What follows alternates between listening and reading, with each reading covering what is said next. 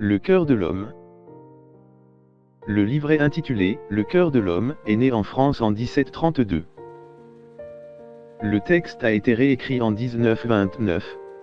Il est actuellement imprimé dans plus de 500 langues différentes et distribué dans 127 pays différents. Les différents animaux sur les images représentent différents péchés mentionnés dans la Bible. Le cœur du pécheur. Cette image montre le cœur d'un homme ou d'une femme mondain et pécheur, décrit dans la Bible comme un pécheur.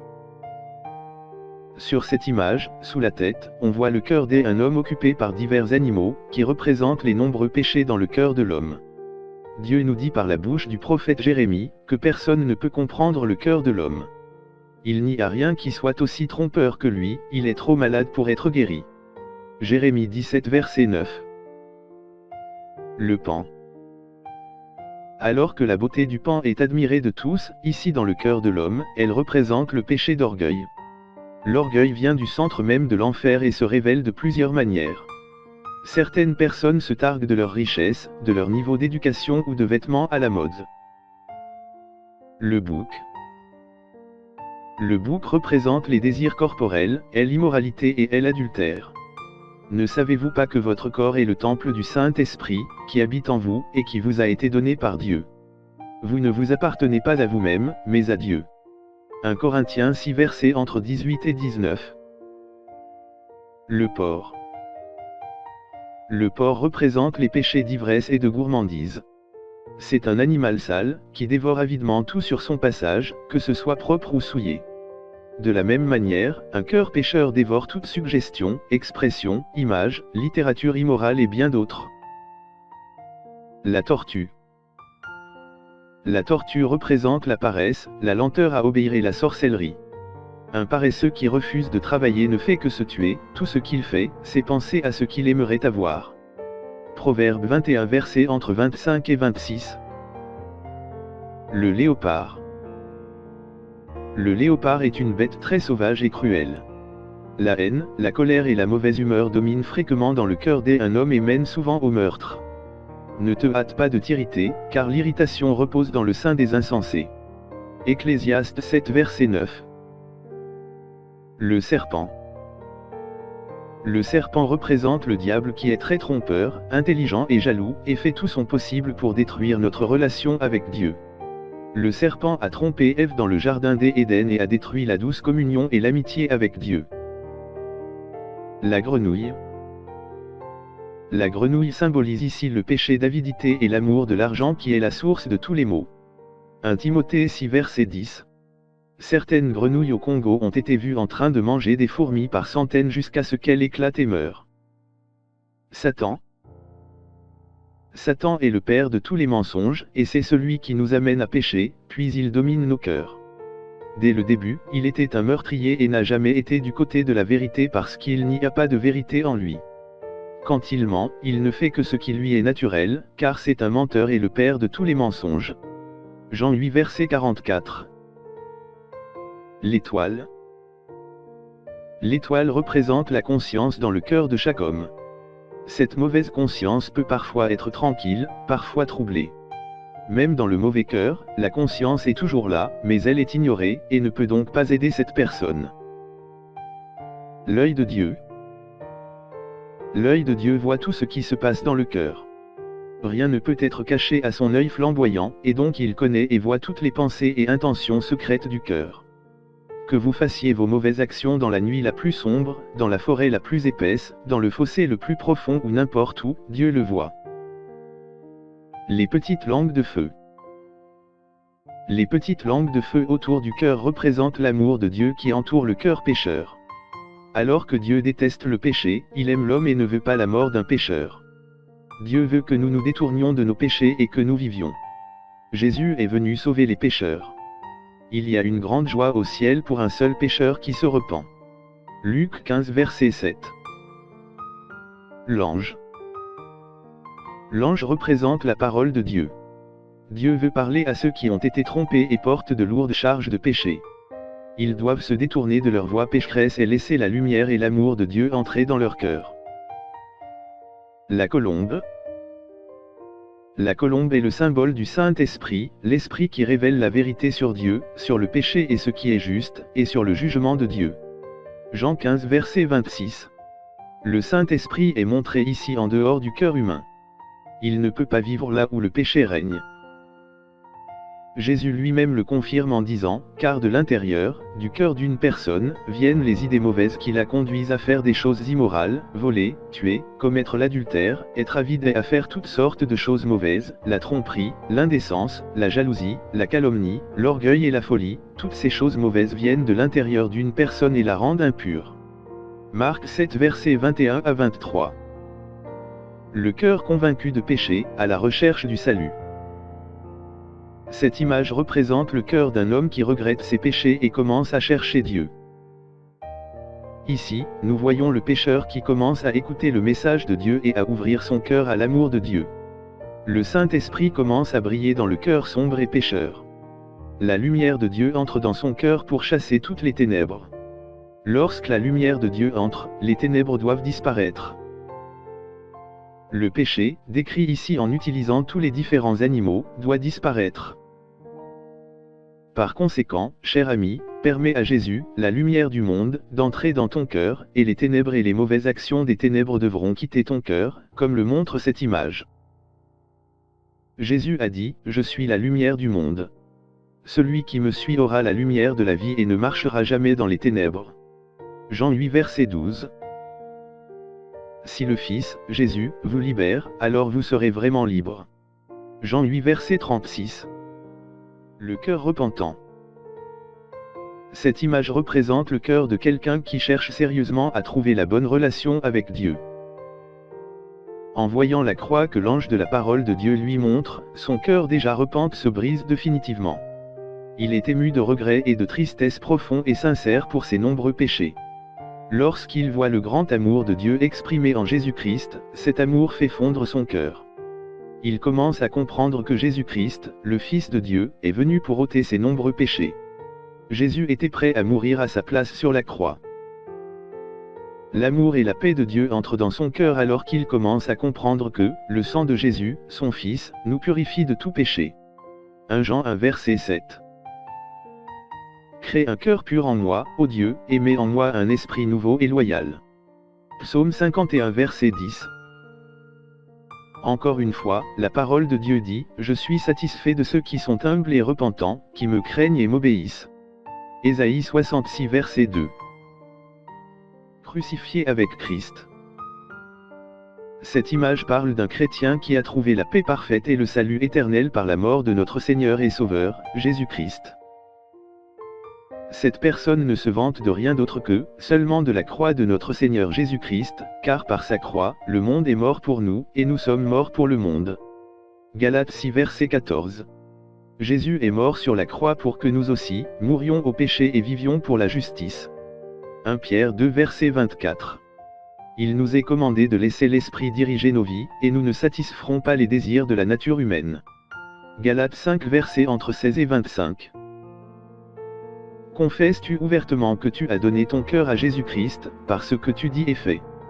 Ou en as-tu honte devant les autres? Jésus a dit, « Si quelqu'un déclare publiquement qu'il m'appartient, je ferai de même pour lui devant mon Père céleste. Mais si quelqu'un me rejette publiquement, je le rejetterai devant mon Père céleste. » Matthieu 10 versets entre 32 et 33. Le temple de Dieu. Cette image montre le cœur sanctifié et purifié du pécheur qui a été sauvé par la grâce et la miséricorde de Dieu. Le cœur est maintenant vraiment devenu un temple de Dieu. Le péché en a été chassé. Au lieu des divers animaux contrôlés par Satan, le père du mensonge, nous y voyons le Saint-Esprit, l'Esprit de vérité. Il est maintenant devenu un sarment fructueux de la vraie vigne notre Seigneur Jésus-Christ. Le secret de cette abondance de fruits est qu'il reste uni à Christ, et que Christ et ses paroles restent en lui. Jean 15 versets 1 à 10. Au lieu d'être le lieu de reproduction du péché, le cœur est devenu un bel arbre ou jardin fruitier, portant les fruits de l'esprit, tels que l'amour, la joie, la paix, l'humilité, la patience, la gentillesse, la bonté, la fidélité, la maîtrise de soi, et d'autres, qui sont acceptables et agréables à Dieu et à l'homme. Galates 5 versets entre 22 et 23. Le cœur tenté et divisé. Voilà l'image triste de celui qui est retombé dans ses vieilles habitudes. L'un de ses yeux commence à se fermer, montrant qu'il commence à devenir froid et endormi dans sa relation avec Dieu. La lumière intérieure s'est obscurcie et les symboles dans son cœur, montrant sa volonté de souffrir avec Christ, sont tombés et ne sont plus debout. Il est entouré de tentations auxquelles il cède lentement, au lieu d'y résister. Au lieu d'écouter la voix de Dieu, il commence maintenant à écouter les suggestions astucieuses et les fausses promesses du diable. Bien qu'il soit encore pratiquant, cachant ses désirs pour les choses du monde sous une forme de religion, l'amour de Dieu s'est refroidi dans son cœur. Obéissez aux avertissements de notre Seigneur Jésus lorsqu'il dit « Veillez et priez pour que vous ne tombiez pas dans la tentation ». Matthieu 26 verset 41. C'est pourquoi, si quelqu'un se croit debout, qu'il prenne garde de ne pas tomber. 1 Corinthiens 10 verset 12. Le cœur endurci qui retourne en arrière. Cette image révèle la condition d'une personne qui est à nouveau complètement retombée dans ses vieilles habitudes, malgré ce que Dieu a fait pour elle.